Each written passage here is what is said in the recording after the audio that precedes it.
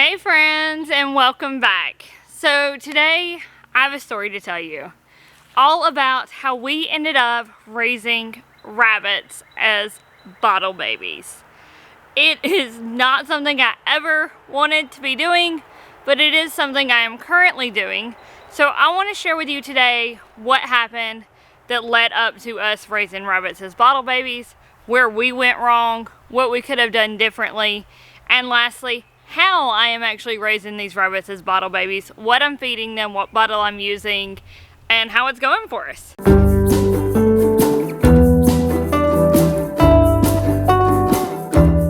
So we're just going to start back from the beginning. This all starts 2 months ago. It is currently June, so this started back in April. In April, I attempted to breed Nosy Rosie and Pretty Girl to Cadbury. He is our main breeding buck and they are our main breeding does. But that day I was rushed, I was in a hurry, I had a million things going on at once, and I really didn't give them the time that they needed to breed, and I never saw fall-offs.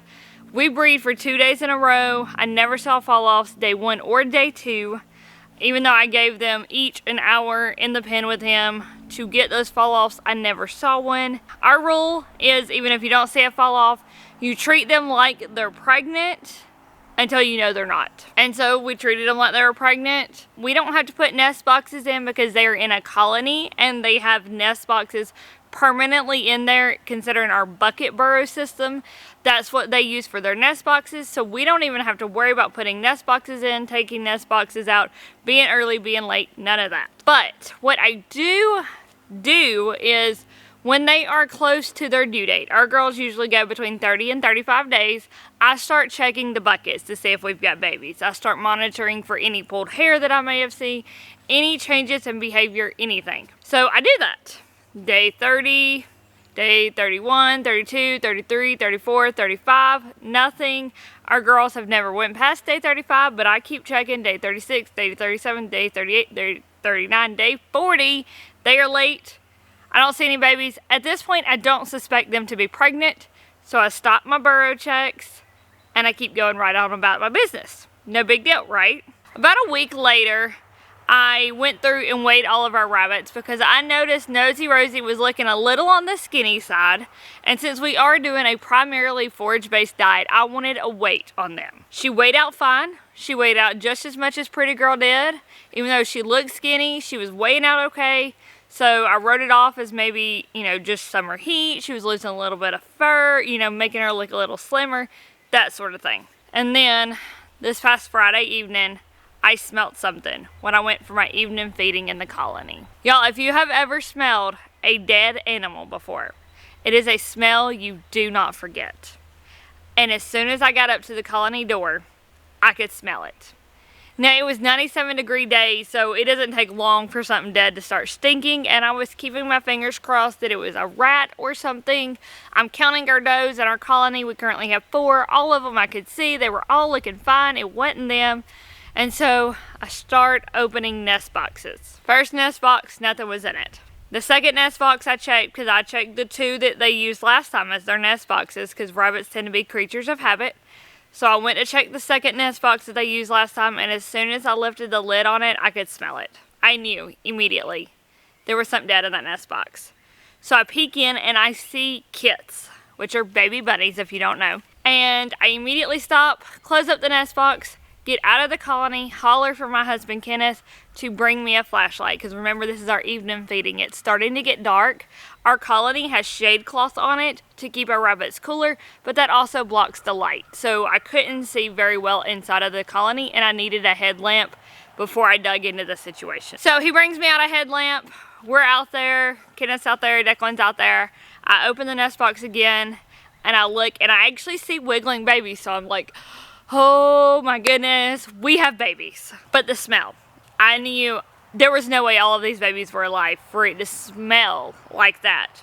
But it was weird because it seemed as if Nosy Rosie had taken and buried 2 of the babies. I'm assuming the ones that didn't make it, like she buried them to hide the scent. because all I could see was like a little foot sticking out of the dirt and fur and nesting materials. And Kenneth actually had to dig down and clean the whole thing out to find that there were 2 babies dead inside of the burrow. We had 5 babies and they did not look good. So immediately when I see live babies, first thing I go is go get our does that are in the colony and start trying to express milk, because I want to see what's going on here. We haven't had a situation like this since our very first time breeding rabbits, and that was our rabbits' first time breeding as well. And first time rabbit moms are not good moms. Often they don't feed their babies. They abandon their babies. They don't make enough milk. They clean too much and lick parts of their babies off. They just are not generally good moms on the first time. It really takes them a trial run before they are good mothers. And so I'm like expressing milk glands, trying everything to get milk out of these rabbits, and not a drop is coming out. These babies already had their eyes open, already had fur. They were at least 10 days old by estimates of past rabbits I've seen. Babies aren't going to live that long if they're not getting nutrition. So she was making milk up into a certain point in time, and I don't know when she stopped or why she stopped. There's no way to know exactly why she stopped producing milk. We did figure out it is Nosy Rosie's babies from the fur that was pulled inside of the burrow. We could tell it was her colored fur. Pretty Girl is solid white, Nosy Rosie is brown. It's kind of easy to tell their fur apart and identify whose babies they are. And that explains why Nosy Rosie looked skinnier but still weighed out fine. She did look skinnier because she had babies and no longer had them inside of her. So that's why she was appearing skinnier to me. See, the different tracks, I should have put 2 and 2 together and I didn't. And that was our mess up. But our rabbits are bred to be self-sustaining, and they should have been able to raise a litter of kits without us intervening at all. I mean, it should have went okay in this instance, but somewhere along the line she stopped producing milk. So I bring all of the babies inside in a little plastic tote that I have used for sick chickens, sick rabbits, you know, all different kinds of things. And I snuggle them up in some of Declan's PJs that he donated, because all of her fur had dead babies in it, and we did not want to bring that stinking nasty fur into the house for these babies. So I get some flannel PJs, cuddle them up in it, and immediately just give them 1 ml of water a piece to start rehydrating them before I attempted to give them food. We are using kitten milk replacer that we got from Tractor Supply. We're using a Pet Ag bottle that we got from Tractor Supply with the skinny nipple on it. I'm also using some probiotic powder. This is made for goat kids, and I also got it from Tractor Supply. And I'm just using an itty bitty bitty bit of it. And then I'm mixing that together and warming it up in the bottle to feed to the kids. Now, best chances are if you have raw goat's milk, that is much better to feed to them. If you even have canned goat's milk, go ahead and feed that to them, but it's not as good as the raw goat's milk. This is what we could get late at night when we had a sudden rabbit emergency, and so this is what we've went with, and it's worked out okay. The first night, I fed all of them just a little bit, just to get their systems going again. Kind of wiped them all down, cleaned them up. But unfortunately, there was one that was all skin and bones and did not make it through the first night. We were just too late. With the hot temperatures out there and it being 97 degrees, it was just too dehydrated that we couldn't bring it back. Now, the thing about rabbits is that they are a prey species. So any little thing that stresses their bodies can kill them. They can kill themselves by jumping and kicking the wrong way, or by you picking them up and them kicking without them being supported. They can paralyze themselves and die. So rabbits are very fragile and they die very easily. And most wildlife rehabbers won't even take in bottle baby rabbits because 9 out of 10 do not survive the bottle feeding process. So if you are attempting to bottle feed rabbits for the first time and most of them die, it is not your fault. It is the way rabbits are made. They are not bred to be hand raised. They are not created to be hand raised. They are prey species. And because of that, they are a weaker species that is just there to repopulate and feed the world. I know that hurts some feelings when I say it, but look it up. Rabbits are prey species. They are literally created to be prey for other animals, humans, etc. They're not created to be stout creatures, and they're not. And so the first night when that one weakling that was so skinny didn't make it, I wasn't surprised. The next day I feed all of them again, and we had one little black one and the rest were all white, red-eye whites, and then we had this one little bitty black one, and the black one never quite got the hang of eating from a bottle. It just couldn't quite figure it out. I would drip some in its mouth and it would, you know, eat just a little bit, but it never really ate even half of what its siblings did. And so I was growing a little concerned about it. I attempted to do 3 feedings with it instead of 2, which is what you normally do with rabbits, just because it was taking in just itty bitty amounts at a time, where, you know, its siblings were doing 2 mLs, 2.5 mLs, it was only doing 1. And so I did 1 ml in the morning, 1 in the afternoon, and 1 in the evening for it. But it just wasn't enough, and the next morning I woke up to being extremely weak. I attempted to warm it up, I attempted to stimulate it, I attempted to do everything I could. So that was our loss number 2. The little black one just did not make it. It couldn't get the hang of eating, and so it couldn't get rehydrated, it couldn't get its food in it good enough, and it didn't make it. The other 3 white ones were looking good at this point. Looking great, very active. They were starting to wiggle around and crawl around. If you've seen my Instagram reels or seen my Instagram stories, you know these things were starting to actually, they were shaky. Don't get me wrong, they were like shaking, but they were attempting to move, and I was feeling so incredibly hopeful. Until we had to go shopping. I mean, we do still buy groceries and stuff. We don't produce everything on our homestead. We had to go shopping, and all of them were bundled up together in a little nest that I had made out of PJs and the toad, and we go shopping and we come back, and one of my worst fears occurred when I started this. One rabbit sibling crawled off from the other 2 and was at the very edge of the tote, and it just got chilled. In its weakened state, it was strong enough and wanted to explore a little bit to get over, but it couldn't get itself back. And it just didn't have its siblings there to cuddle up to, because they cuddle to keep warm. And it didn't have anybody to cuddle up to. And it got cold. And when I got home from shopping, I immediately go check the rabbits, find it all the way across the container from its siblings, and it's cold. So I learned a trick from watching Sandy Brock. She raises sheep. She often has lambs that are born sickly or premature, or for some reason or another just can't retain their body heat. It's a fact of life when you farm and homestead that you're gonna have sick animals at some point in time. There's nothing you can do to prevent it. There's nothing you can do to stop it. You're going to have sick animals eventually. It's a fact of life. And so watching her, she will take and put her baby lambs in one of those long gloves, you know, to preg check cows, and stick them in a bucket of warm water. Okay, so I put this little rabbit in a little Ziploc bag, folded it down so that it can, you know, still breathe, and stuck it in a coffee cup full of hot water to help warm it up. And I was getting so hopeful, guys. It started moving, it started squirming, I could hear a few little squeaks, and then the death curl come. And I don't know if you've ever raised rabbits or any animal on the homestead, but there's this one move they make, and I've never brought an animal back once it's done it, chicken or rabbit. Those are the only ones we've lost on our homestead so far. But they take and they arch back like this, and I call it the death curl every time. Their head just kind of leans back on their back, and once they do that, they can still be breathing, they can still be blinking. That is my automatic signal. This just got a whole lot worse, and that animal ain't gonna make it. But that doesn't mean I stopped trying. So I kept trying to warm it up. You can't feed them when they're cold. There's nothing you can really do but warm them up.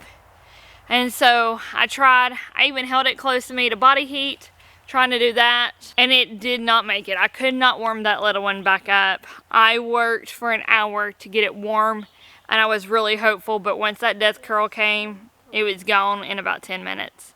And there's nothing more I could have done. I really hate that it was strong enough to even crawl away from its siblings, but not strong enough to crawl back. There's nothing I can do at that point. The fact of the life is these rabbits are 2 weeks old. At this point, a normal rabbit would be leaving its nest box, exploring, eating some hay, eating some, different greens or whatever's around, and starting to become a bigger rabbit. And our rabbits are normally weaned by mom by 4 weeks, so they really need to start getting food and everything into them. But these rabbits just aren't strong enough for that. No matter how much they try, they're just not. And so I lost my third rabbit. So I lost my first white rabbit the first night. It was just so sickly. Then the next night I lost the little black one. And then on our third day, I lost the little white one. However, good news is we have 2 little white rabbits left, and they are doing fantastic. Each day they get much, much, much stronger. They are able to crawl all the way across their container and back by themselves. They're starting to climb up and peek out of the nest box and like try to climb out by themselves. It's so cute. And they're doing really, really, really well with bottle feeding. So that brings us to bottle feeding these baby rabbits. So we're using just like a sprinkling of the probiotics. I just use a butter knife and get just a little bit on the tip, and that's what I use. You can use your fingers if you want. I'm just trying to keep it as clean as possible. And then I put the kitten milk formula right into the bottle. Make sure it is kitten milk replacer, not weaning formula. You want the one that has the most calories in it.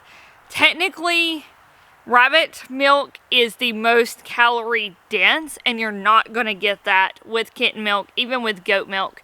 Rabbit milk is just really, really dense because they only feed twice a day, and it's only for a short little bit because they're prey species, and mom doesn't want to bring prey back to the nest. So she feeds her babies and she skedaddles, and it's a real quick thing. You just can't get that. So it's going a little bit iffier, you know, we don't have as many calories as they need, but they are doing great anyways. So I go ahead and fill up about 12 mLs is what I'm filling up to right now. The bottle on the line is for 15 mLs, and I just go right below it. And then I put the lid on it, shake it up, stick it in a cup of warm water to let it heat up. So I'll stick it in this cup, I'll let it set about a minute, shake it up, stick it back in the cup, let it set for a minute, shake it up, stick it back in the cup. And I'll do that for about 5 minutes. You know, just as I walk past it, I shake it up while I'm doing other things, you know, cleaning up after dinner or whatever.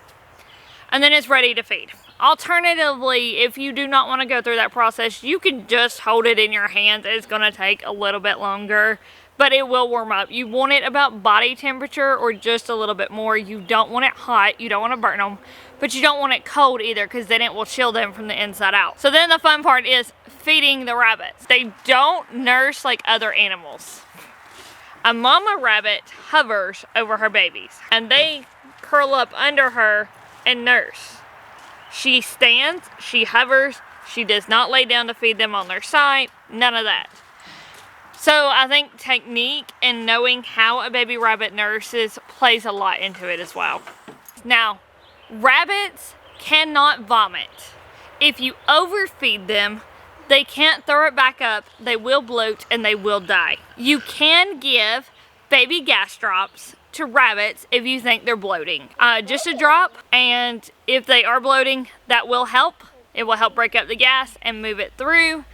I keep them on hand for the rabbits just in case I need them. I have not had to use them with these babies yet, but it's something I keep on hand just in case. I have a little chart I found online about how much to feed per age at this stage, you know, bottle feeding rabbits for a large rabbit like a Rex or a New Zealand, and ours are a Rex New Zealand cross. So it was just kind of like a general guideline of what I should go off of, and that's what I'm kind of using to gauge. But ultimately, I let the rabbits decide how much they eat. And if they don't want to eat how much they should, then I don't force them to eat how much they should. I let them control it. I just don't let them overeat, because again, rabbits can't vomit, and if they overeat, they will bloat and die. Now, I like the bottle with the long skinny nipple because our rabbits have learned to latch onto it and suck. And so they can control how they're feeding. A lot of people will use medicine droppers or eyedropper syringes, you know, the kind you squeeze on the end, or the syringe that you push down, either one, and just drip it into the mouth, like into the cheek or on the bottom lip, and let the rabbits do it drop by drop. The chances of that are they may aspirate. if you put it on there and they're trying to breathe in or they get choked and it goes into their lungs, they will get pneumonia and they will die. Remember, rabbits are not easy to bottle feed. So I really like this long skinny nipple, and it has worked out great for us. Our rabbits are doing about 5 mLs in the morning and about 5 mLs at night. And then I do have hay in their container because normally they would be munching on hay in the nest box or whatever nesting material mom's brought in, and they will be munching on that to kind of get their guts flowing a little. So I did put hay all around so that they can munch on it wherever they're at. Now these 2 rabbits are doing great. I'm estimating they're 2 weeks old now. I will continue to bottle feed them for another 2 weeks, and then depending on how they are doing then, I will wean them off the bottle and they will go on to food like we feed our other rabbits. So these will go on to all forage food. They will not get pellets. They will never get pellets because we are moving to an all forage diet, and all of our other rabbits only get pellets 3 times a week, and it's only half a ration each day. And they get them on Monday, Wednesdays, and Fridays. Then they get all forage the rest of the time just because we're transitioning over and trying to breed rabbits that really grow as fast as a meat rabbit should on an all forage diet. So we're working towards that line. I do share a lot about that on Instagram. That's where I've really been speaking to people about working towards an all forage diet. So if you want to keep up with that, make sure you're following me on Instagram. But these rabbits will go to an all forage diet. You just got to do it slow. So they've got hay right now. Once they hit 4 weeks, I will start adding in some fresh greens and letting them nibble on that, and we will work up to them being on an all forage diet. So that's where we're at. We could have done some things differently. I could have continued to check the nest boxes even though we hit 40 days, and we've never had a rabbit go past 40 days. It's very rare that rabbits will, but they can. If I would have continued to check the nest boxes, I would have known we had baby rabbits. When we have baby rabbits, I check them twice a day for the first 3 days and then daily for a week just to make sure everything's going okay. So I would have caught a problem before those 2 rabbits died and potentially saved the other ones as well. But that was my fault, not continuing to check. That's our rabbit update, our rabbit emergency, how we could have prevented it, how we are bottle feeding rabbits and having somewhat success at it. 2 out of 5 that are alive and thriving, I am thrilled with, considering 9 out of 10 rabbits don't make it through bottle feeding. So we are more than beating the odds. Right now I have 40% and only 10% is the norm. So we're good, we're excited with it. I have, a few more weeks to go, but right now we are on the right track. So I'm super excited about that. If you want to keep following along with what happens to these meat rabbit babies, and if they make it all the way through this bottle feeding program, make sure you are following me on Instagram at livingthehightlife, and you are subscribed to the channel for future updates. That's all I got for y'all today, friends. So, for now, I'll see you later. Bye, friends.